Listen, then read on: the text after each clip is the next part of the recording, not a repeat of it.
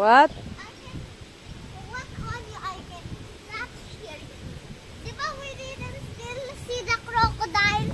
Yeah, but you cannot touch the crocodile. The crocodile will bite you and they will put you in their stomach because they very hungry. They want meat. They think you are meat. Opa first. Wait, look to Opa. Opa, watch out. Watch out.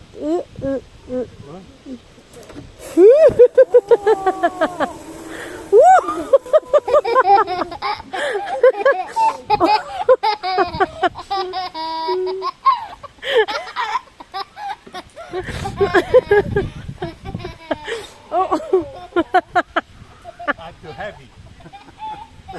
On the ground. Yeah, you hold it. Yeah. I was to the ground.